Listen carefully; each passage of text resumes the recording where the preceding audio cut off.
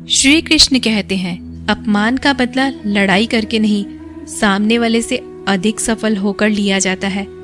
बुरा करने का ख्याल आए तो कल पे डालो, अच्छा करने का ख्याल आए तो उसे आज ही कर डालो। परिवर्तन ही संसार का नियम है। एक पल में ही आप राजा से रंग बन सकते हैं या फकीर। पृथ्वी भी स्थिर नहीं है, यह भी घूमती रहती है। दिन खत्म होने के बाद रात आती है, बहुत गर्मी के बाद बारिश होती है। यह बातें पुष्ट करती हैं कि परिवर्तनशीलता संसार का नियम है। इसलिए उन बातों और वस्तुओं के लिए दुखी होने की आवश्यकता नहीं है जो निश्चित नहीं है। परिवर्तन स्वीकार करना आपको हर कठिन परिस्थिति में खुश रहने की शक्ति देता है। जीवन एक बड़ा सफर है। आपको हर किसी को जवाब देने और हर चीज पर प्रतिक्रिया करने की जरूरत नहीं है। यदि समय तुम्हारा इंतजार नहीं करता तो तुम सही समय का इंतजार क्यों करते हो? स्मरण रहे, जो समय चल रहा है वही तुम्हारे लिए बेहतर समय है। जीवन में संकट आने पर निराश होने की आवश्यकता नहीं है, उनसे नफरत करने की जरूरत भी नहीं है, क्योंकि कठिनाइयों के कारण हम मजबूत होते हैं। कठिनाइयां हमें जीना सिखाती हैं। इसके अलावा वो हमारी हिम्मत और आत्मविश्वास को बढ़ाती है और वो हमारे अंदर छिपी हुई ताकत और क्षमताओं को प्रदर्शित करने के लिए एक अच्छा मौका देती हैं।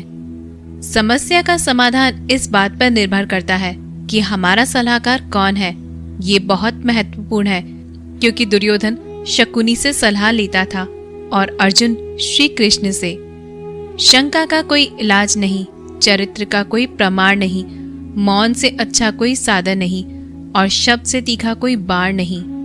ऊंचा उठना है तो अपने अंदर के अहंकार को निकालकर स्वयं को हल्का कीजिए, क्योंकि ऊंचा वही उठता है जो हल्का होता है।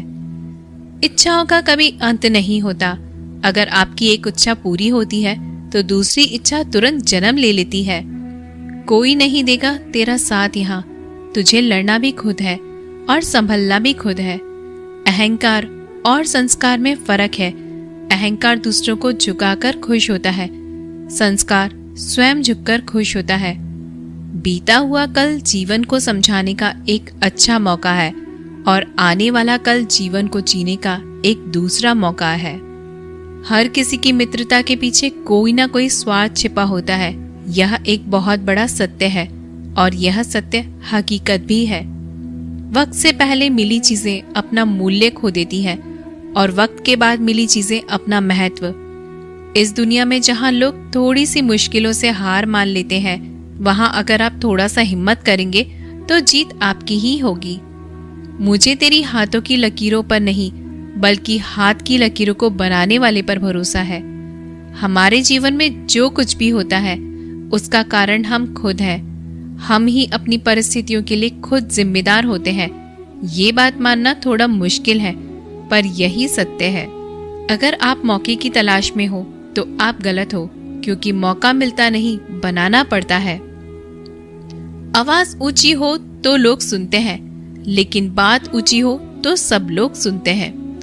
जो हुआ अच्छे के लिए हुआ, जो हो रहा है वो भी अच्छे के लिए ही हो रहा है, जो होगा वो भी अच्छे के लिए ही होगा।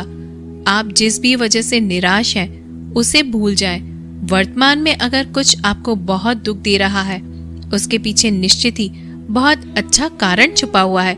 इसलिए न भविष्य और न ही पिछले बीते हुए समय के बारे में सोचिए। आपके पास वर्तमान है, उसे आनंद के साथ जिए। अगर सफलता देर से मिले तो उदास मत होना, क्योंकि छोटे घर जल्दी बनते हैं और महल बनने के लिए समय लगता है। लोगों को बदलता देखकर आप अपना दिल छोटा मत करो। जो बदल जाए उन्हें अपनी जिंदगी से दूर कर दीजिए। जिन लोगों ने तुम्हें अपना बनाकर छोड़ दिया, उन लोगों को धन्यवाद दो, क्योंकि वही लोग सिखाते हैं कि हर अपना अपना नहीं होता। पतझड़ हुए बिना पेड़ों पर नए पत्ते नहीं आते।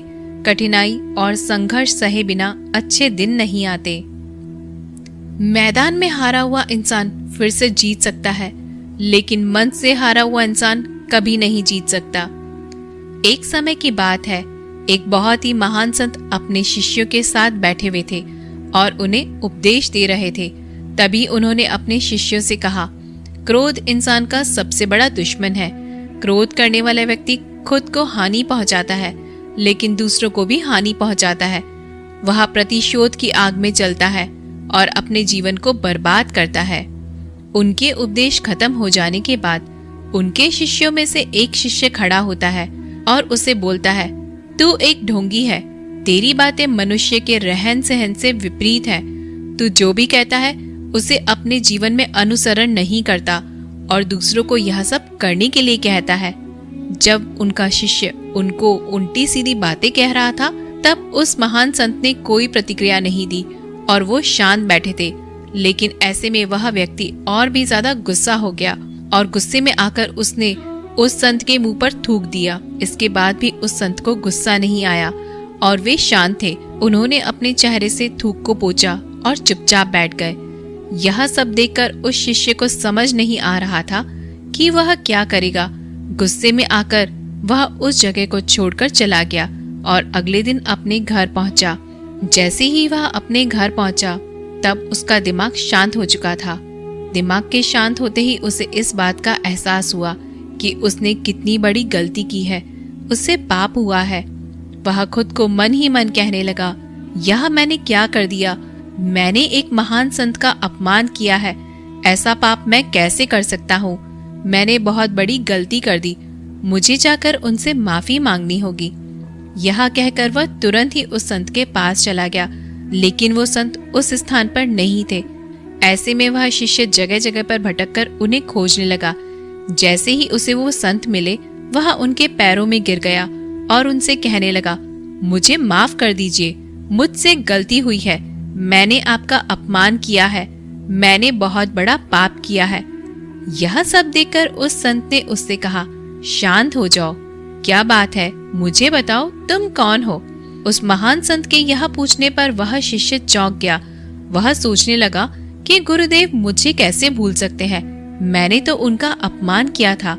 यह सोचकर उस शिष्य ने संत से पूछा, मैं वही शिष्य हूँ जिसने कल आपका अपमान किया था और आप इतना जल्दी मुझे भूल गए? उस महान संत ने जवाब दिया कि हमें कल की बातों को कल में ही छोड़ देना चाहिए।